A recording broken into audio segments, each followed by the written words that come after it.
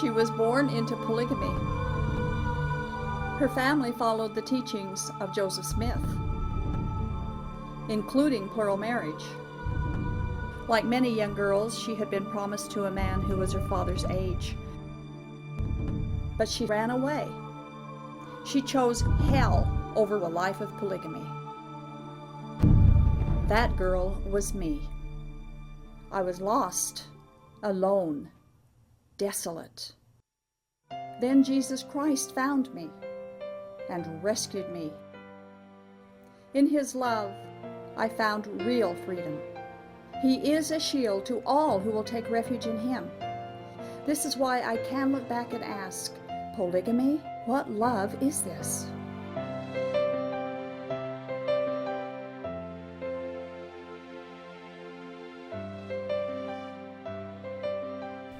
Welcome to Polygamy, What Love Is This? I'm your host, Doris Hanson.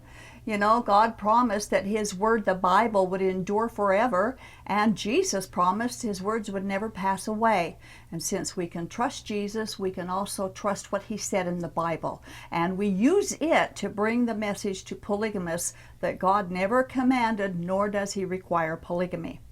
Before we get started, we want you to know that we do help people leave polygamy, and we help them know that God will never be angry at them for leaving or for running away.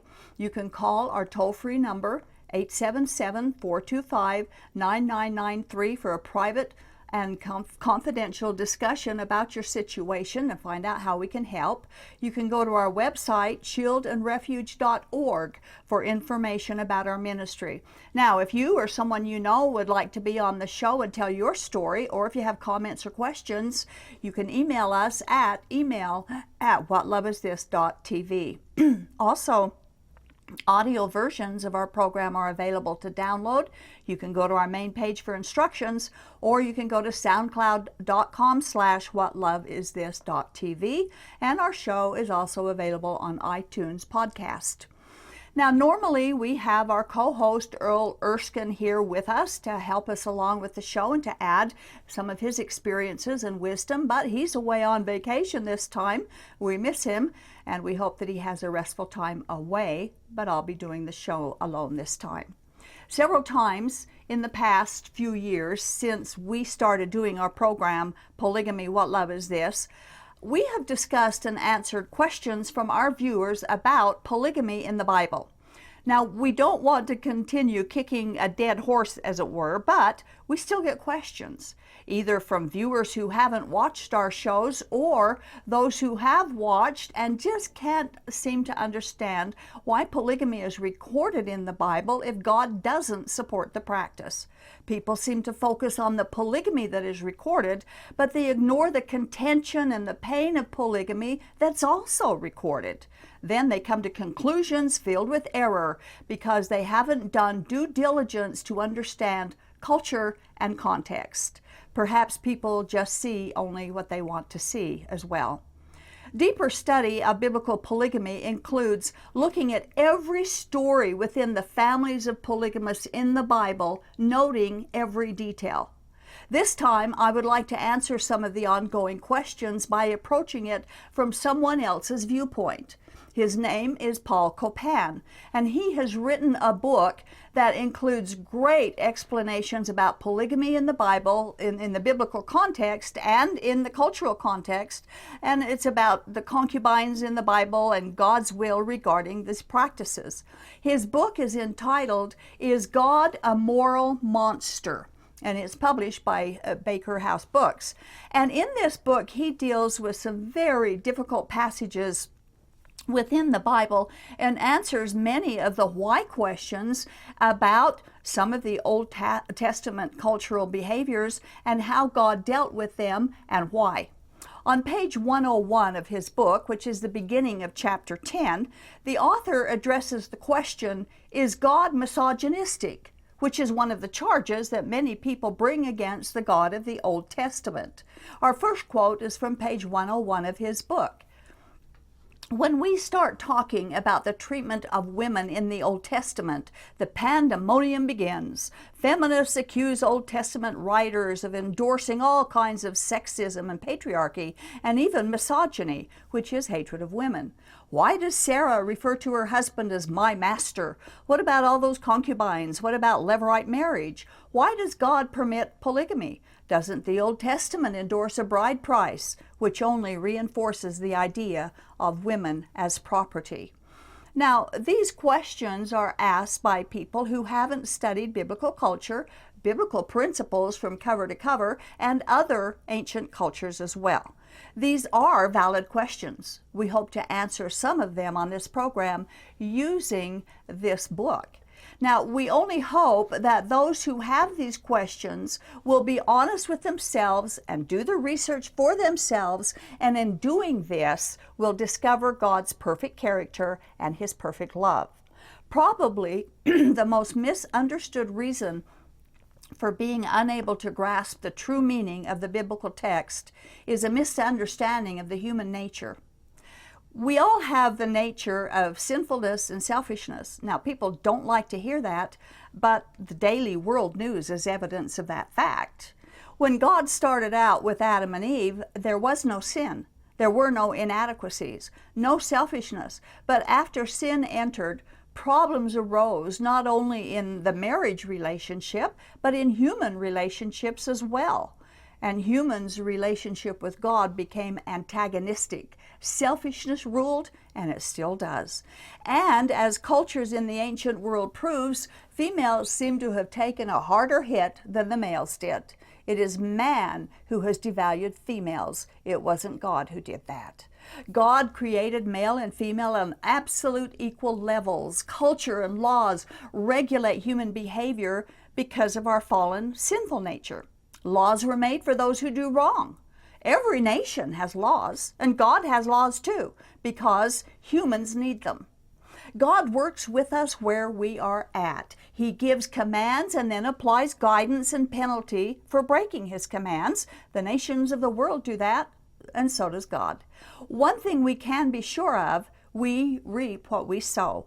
Regarding polygamy, God instituted monogamy, which produces a relatively more peaceful and safe relationship than polygamy does. But if we sow to a polygamous relationship, we reap tension, favoritism, neglect, jealousies, and sorrow, because we reap what we sow. That is life. Believe it or not, God provided protection and controls against abuse of females in the ancient substandard conditions. There are oppressed women in the Old Testament, and feminists complain about it. But we also see a lot of oppressed men. And because oppression is recorded, is not endorsing oppression or abuse of any group of people. Actually, the guidelines from God were far more honoring and protective for females than were any of the other cultures around them. Social structures in those ancient cultures were patriarchal. And to better understand, historically, the hierarchy of households, the father in the home held the legal responsibility for everyone in the home. The legal responsibility was the father's for centuries, and even in some locales it still is today. God instructed that if a woman made a vow, the father or the husband was required to make it legal or not. Not because the female had less value, but because he had the legal responsibility. That's in the Bible. There's nothing misogynistic about that. Actually, it's with an eye of God's protection of females, not favoritism towards the males. Social attitudes and ideas die hard, especially the patriarchal attitudes of the ancient Eastern cultures. It was normal in that culture for a woman to call her husband Lord, which Sarah called Abraham. But you find no command from God that she should do that, only that she did do it. God never told them to go to Egypt, but they did. God never told them to come home with slaves, but they came home with a lot of slaves. And God never told Sarah to give Hagar to her husband as another wife, but Sarah did that. And all this is recorded, but none of it was commanded by God. Even the slave woman Hagar was considered property, and she was abused by another woman, Sarah. This is recorded in the Bible because that's what happened, not because it was God's will or how He designed it to be. Now, the author of this book reinforces the fact that God wants to bring women back to the original equality that He had created them to have. His intention has never been to undermine females. We quote again from the book, pages 102 and 103, quote, "On the other hand, these embedded patriarchal attitudes distorted the many strong biblical affirmations of female dignity and equality. Mothers and wives deserved honor equal to that of husbands and fathers, and strong matriarchs both helped lead Israel and had sway within their households. Yes, the husband was the legal point person for the Israelite family, but we shouldn't automatically assume that women considered this an oppressive arrangement. In fact, wives in many Old Testament marriages were, for all practical purposes, equal and equally influential in their marriages and beyond. Proverbs 31 is a good example." In the summer and fall of 2016, we did a 5-part series about biblical male and female equality, and we're not going to be going through all of that information again, even though it's relevant. But suffice it to say, God gave His guidelines to His people with a view in mind to protect the females against the patriarchal abuse of the dominating males. All of these cultures practiced abusive patriarchy. Now, chapter 10 of this book has a lot of great information about the equality of male and female from God's viewpoint. Now, if you're in or if you're from a polygamy group, reading this book will help you understand that God values females no less than He values males. But we want to discuss chapter 11, which deals with concubines, polygamy, and other issues that directly affect today's claims in the Mormon polygamy culture.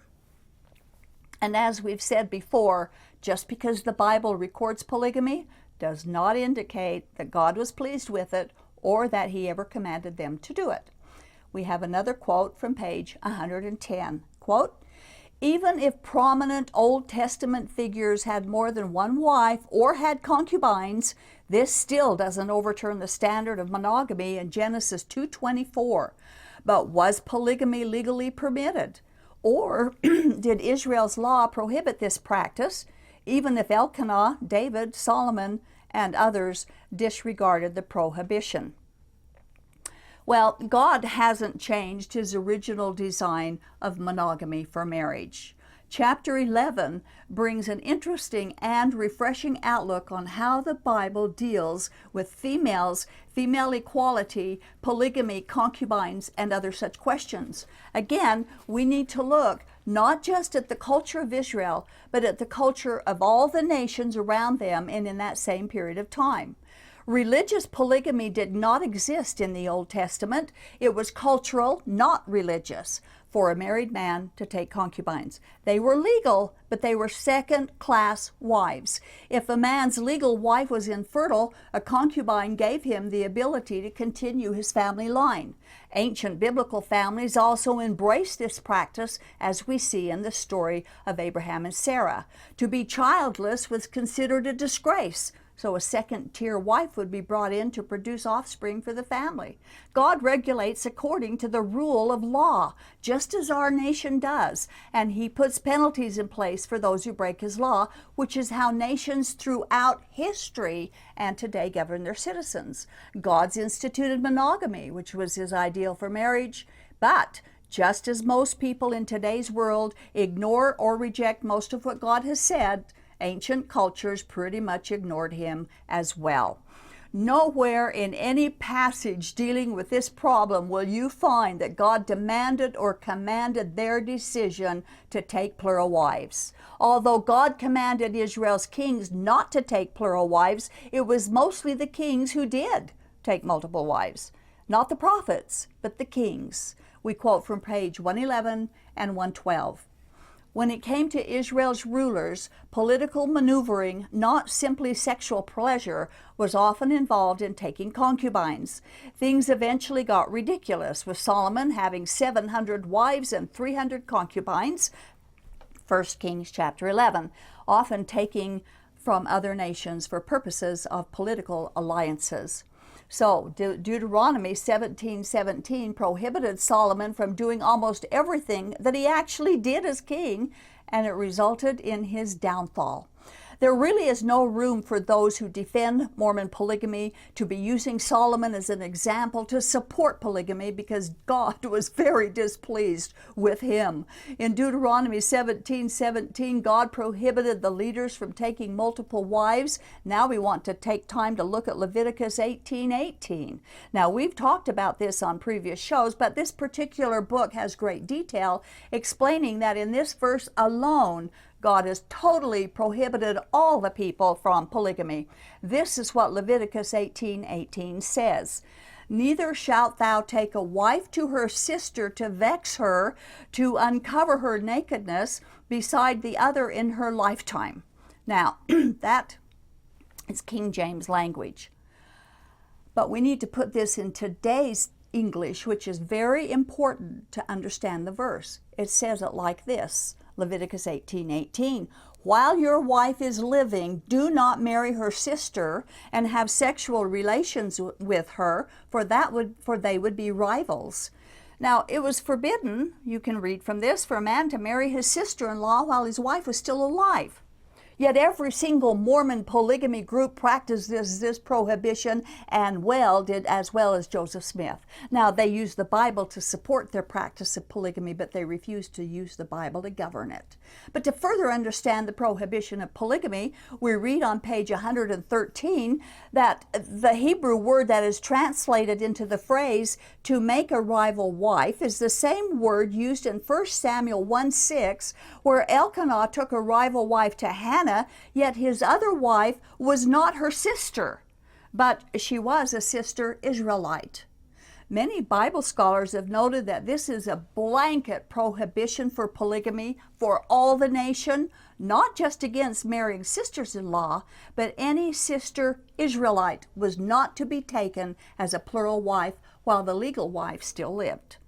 Besides explaining that word, the book points out that the first 17 verses of Leviticus 18 are dealing specifically with God's prohibition of incest. But beginning with this verse, 18, a different construction begins and is used for God's prohibition of sexual crimes other than incest, and begins with the prohibition of polygamy.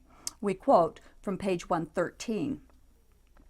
This phrase, a woman to her sister, and its counterpart, a man to his brother, are used 20 times in the Hebrew Scriptures, and never do they refer to a literal brother or sister. Rather, they are idioms for one in addition to another. So this verse doesn't refer to incest. Rather, it refers to the addition of another wife to the first, in other words, polygamy. Excuse me. Yet the author asks the question, what about other instances in scriptures that seem to endorse polygamy? God forbids it in Leviticus 18:18 and Deuteronomy 17:17, yet people practiced it. And he answers this way, and I quote, of course, the same could be said about many prohibited practices, idolatry, infant sacrifice, oppressing the poor, and so on. Yet some will argue that polygamy is implied or even divinely encouraged in certain passages. And that is precisely the problem that we have. People argue that it seemed that God divinely encouraged polygamy, and it does seem that way if we don't take all of the Bible in context, take ancient cultures into consideration, and realize that God doesn't contradict himself. The author gives plenty of examples, which we don't have time to cover each of them, but we have time for a couple. First, in Exodus chapter 27 or 21, 7 through 11, and we're not reading those verses, we don't have time, but you can look them up. Exodus 21, 7 through 11. God regulates the treatment of a servant girl if she becomes a prospective wife. Now, this is what they call a case law. An example of a case law is if two people quarrel, or if someone hits someone else, then such and such should happen. The passage begins with, if a man sells his daughter as a servant. Now, God is not condoning this. He is telling them, if this happens, then do this. And by the way, being sold into servanthood in that culture is the same thing as us going to work every day and punching a time card. We're selling our time and our intelligence and our talents to our employer in exchange for a paycheck so we can pay our bills. Well, they did that then. They called them servants. But God isn't ruling that servant girls are to become plural wives, but those things did happen. And there's nothing that indicates either the man nor his son in this household, in this passage, are married men. Those who see God authorizing polygamy in this passage are reading presupposed ideas into it first. He writes on page 115, and I quote, "So the servant girl should be guaranteed the basic necessities, food, clothing, and lodging, shelter." So we're not even talking about polygamy here, let alone some implied support of it, end quote. And you can also see God's protection of the female.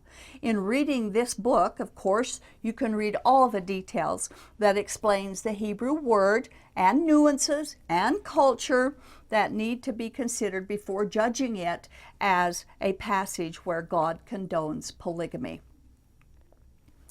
Now, there are people who ask the question, why did God bless his prophets when they lived polygamy if he was against it?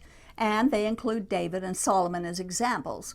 Well, David and Solomon, although David is called a prophet, first of all, they were kings. Most of the prophets didn't practice polygamy.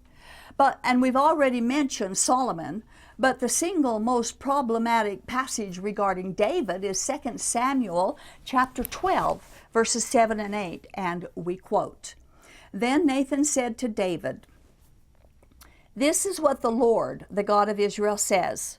I anointed you king over Israel, and I delivered you from the hand of Saul. I gave your master's house to you, and your master's wives into your arms. I gave you the house of Israel and Judah, and if all this had been too little, I would have given you even more.'" Now, on page 115, he explains that we should be careful about reading too much into the word gave. After all, the same word is used in 2 Samuel 12, verse 11, when God allows David's son to take David's wives and violates each one of them. God had said, "I will raise up evil against you. I will give your wives to one who is close to you." That word give is identifying God's sovereignty, not his command. The master that he's referring to in these verses is King Saul. King Saul had left the throne, and King David was coming in to take the throne. And everything that was Saul's now was under the control and the care of King David. That has got to be remembered as we go through these passages, and remember that this was written over 3,000 years ago. So the cultures and the words mean something different to us now than they did then. But I want to quote what he said about this on page 115.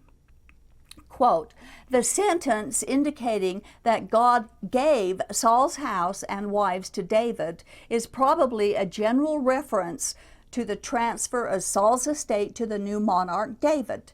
If David took Saul's wife Ahinoam to be his own, this would be in violation of Levitical law.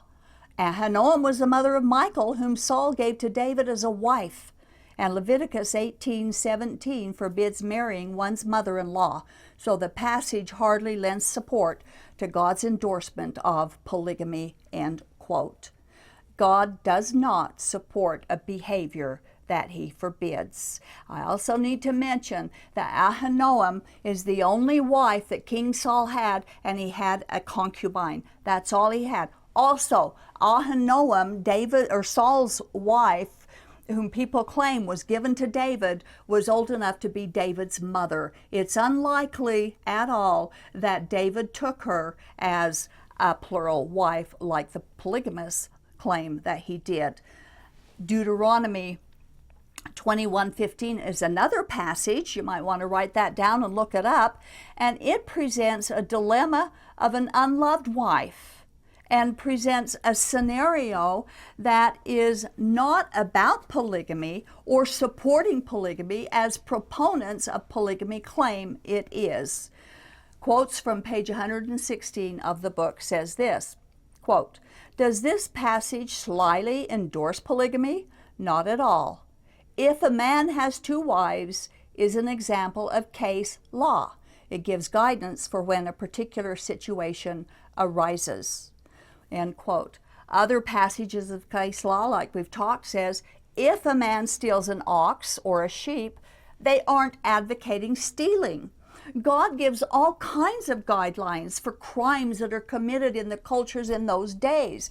If a man steals, if a man or a woman does something wrong, this is how you're supposed to treat them. And so saying it doesn't mean that's what he's saying you're supposed to do. They did practice polygamy. God didn't tell them to, and yet people claim that's what he's talking about. When the same kind of case law comes along discussing marriage, all kinds of presuppositions enter into the minds of polygamists who are always trying to find a place where God has advocated or supporting polygamy.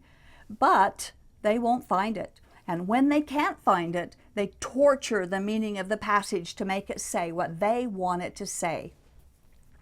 In this passage, the man in question could very easily have been a divorced or a widowed man, but the context is not marriage or polygamy. It is about God protecting inheritance rights. And I quote from page 117, "Wherever we see God's ideal of monogamy ignored, we witness strife, competition, and disharmony. The Old Testament presents polygamy as not only undesirable, but also a violation of God's standards. Old Testament narratives subtly critique this marital arrangement. A man should find delight and sexual satisfaction with his wife in a monogamous marriage." Proverbs 5:5-15.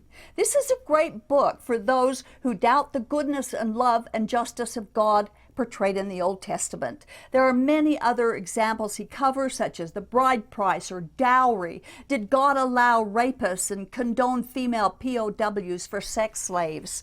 And several other problems of Old Testament culture. We must always remember that people disobeyed God then just like they do today. I purchased my book from Amazon.com. It's well worth reading to find answers to some hard questions. It explains many difficult passages of the Old Testament, helps us understand God is sovereign, and he always acts towards us first, not in anger, wrath, and retribution, but from great patience and love, which are important facets of God's character and things we were never taught about God in the polygamy group. Thank you for watching. God bless.